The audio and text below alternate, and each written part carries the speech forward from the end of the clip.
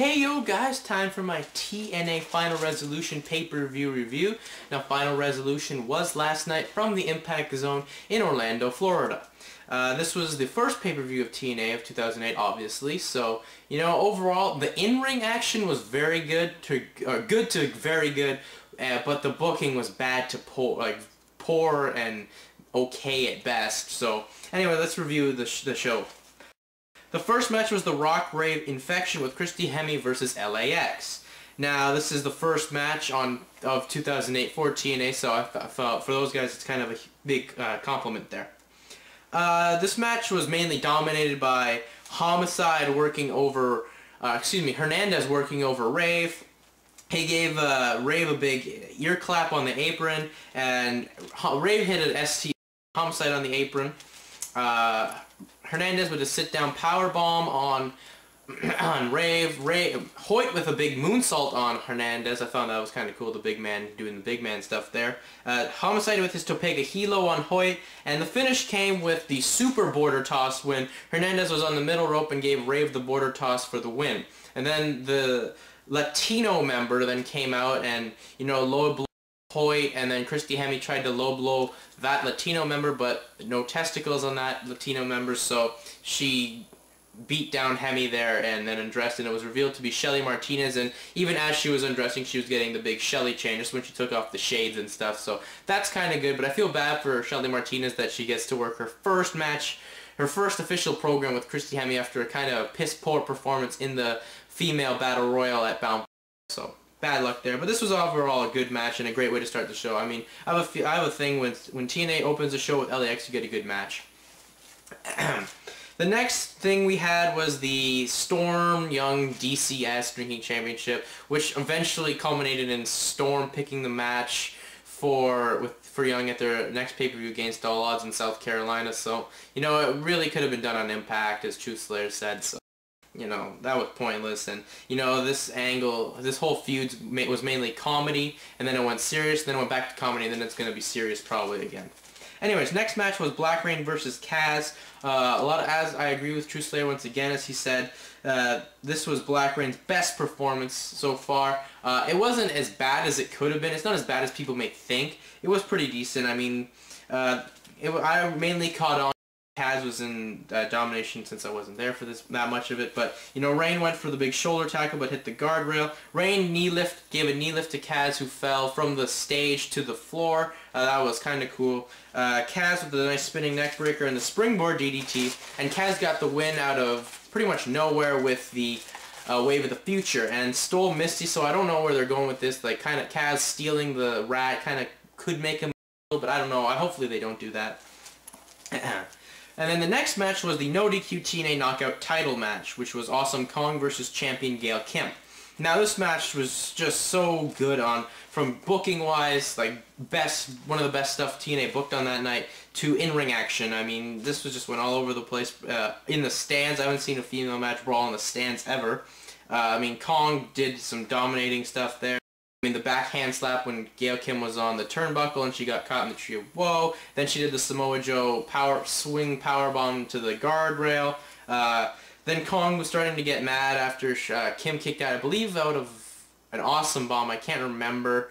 And then she gave an Awesome Bomb to referee Slick Johnson. Then another ref came out after Gail Kim got Kong for a near fall. Then Kong hit a big choke slam on Kim, got mad at Rudy Charles, was going to give him an Awesome Bomb. Kim rolled up Kong for the win, and, you know, that roll-up is fine because it doesn't make Kong look bad because her temper got the best of her. That's what it does, and sets up another match. I do kind of wish that Kong would have won the belt and we could have ODB in the mix, but really, that match, I wish this feud would continue forever. It's one of the rare feuds I wish could continue forever because these gals put on great matches. Or good to great matches. But anyway. The next match was Abyss versus Judas Mesias with Father James Mitchell. Not much in this one, really. Let's just get to the finish, where, you know, Abyss, he pulled out a chair, which was wrapped in barbed wire, like how convenient, and Mesias sprayed mist in Abyss's eyes, which looked more like blood, and he gave him the straight to hell on the chair for the pin, and then after the match, Mesias doused Abyss gas and was going to light him on fire until security came in, got the matches and stuff away, but didn't get them away. So I found that, what? I mean, shouldn't you have muscled them out of the ring? But that didn't happen. But like I said in my prediction video, this feud died when Mesias or Ricky Banderas injured himself in Mexico. So, yeah. Then we had the mixed tag match, Robert Roode and Miss Brooks versus Booker T and Sharmell. There was the huge Booker T chants at the start. This is probably one of Roode's best performances in a very long time. I like the fact that he's working with Booker T. They were teasing the fact that Miss Brooks finally was going to do the turn that night, and at least we got to see the stalker fan again. Hadn't seen her in a while. Thought they got rid of her. Miss Brooks, Roode accidentally tagged Miss Brooks in, so that led to pretty much the finish where Miss Brooks got collided after Sharmell kicked out of a roll-up or was some, and Miss Brooks ran into Roode. Then Sharmell rolled up Miss Brooks for the win. And then after the match, Miss Brooks finally had enough, and she snapped. And then, you know, she started hitting her. And then Roode bullied Miss Brooks into the corner.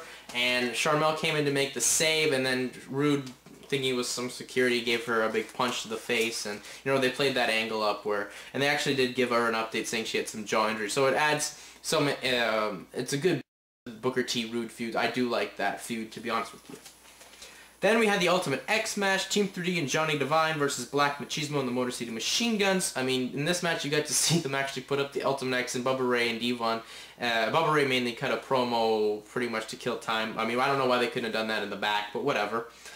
This match, some people are saying it's the worst Ultimate X match of all time. I disagree. There was an Ultimate X match where the belt kept down and it was pretty sloppy, but you know, I guess I can see where you're coming from on that. This wasn't the best Ultimate X match, but it certainly wasn't the worst. Anyways, Johnny Devine was pretty much the highlight in this one. Bump wise, I mean, he almost died like 3 times. When he was up on the X, he took a big bump and he landed straight on the back of his neck. Then he was on Bubba Ray's shoulders, and Lethal gave him a reverse Rana straight on his neck, and then he was on a ladder trying to get the X, and the Guns pushed Devine off, and he went through 2 tables, but they didn't break, so he just bounced right off them. So I mean, Devine pretty much killed himself out there. Really, there was some psychology in this one. If you saw Impact, where Team 3D kind of were playing up that they broke the wrists of the gun so they couldn't climb. So there was at least a bit of psychology, but it wasn't the best. I mean, the finish is kind of weak, where Devine used the ladder to climb up and grab it. I mean, this match had too much comedy for the seriousness of the feud and how it was originally built, so I didn't like that. But it was a pretty bad match for Ultimate X standards. I mean, nothing you rave about. Ultimate X you usually rave about. This you're not going to even remember. Then you had the TNA Tag Title match, Samoa Joe and Kevin Nash versus Styles and Tomko. Before Joe cut the promo saying that him and Nash been training hard and that they learned a lot together. It's like, Joe, you've been training for 3 days according to TV time, so what the hell. Anyways, there was some good submissions. That's chain wrestling by Joe and Styles. Nash with a small beal on Styles out of the corner, and Styles and Tomko started to work on Nash's knee. Styles did a flip senton into the ring onto Nash's knee, which was very innovative to work on the knee. Then Joe was in there working the majority of the match for them, which I do like that Joe worked the majority of the match. He came over to me, but Nash turned on him, so I'm like, what the fuck? I thought well, either Tomko should have turned on Styles, the wrong guy. Then it looked like Joe was going to win the titles himself, but that didn't pan out. And he eventually ran into the finish of Styles and Tomko, and at one point in the match, and Styles and Tomko got the win. But at one point in the match, the fans kind of are not liking Joe. They're turning him heel. When Tomko, after Joe was getting some momentum, Tomko kind of stopped him with a big clothesline, and the fans were chanting, "Thank you, Tomko." So I don't know where they're going with that, but you know, we could get a Tomko Nash program. And then the main event was the TNA World Heavyweight Title match: Christian Cage versus Kurt Angle with Karen Angle. There's some good pure wrestling at the start. Cage with a nice flapjack. Angle hit hard on his shoulder there. Cage catapulted his boots to Angle, knocking him to the floor, and then he did a diagonal crossbody over the top rope into the floor on Angle. Angle took a overhead belly-to-belly on Cage over the ropes to the floor. Angle did his nice moonsault, which I love. He's probably got one of the best moonsaults in the biz. Cage with a nice Texas cloverleaf. Cage had his frog splash, and then Styles came out and he got Karen Angle off the apron, hugged Cage, so we thought they were together, and they're huge. Then he did the springboard forearm to the back of Cage into an Angle slam for the pin. Angle retains the belt. overall, this pay-per-view gets a thumbs in the middle. Good wrestling, but the booking kind of ruins it. Anyway, guys, I'm out. Peace.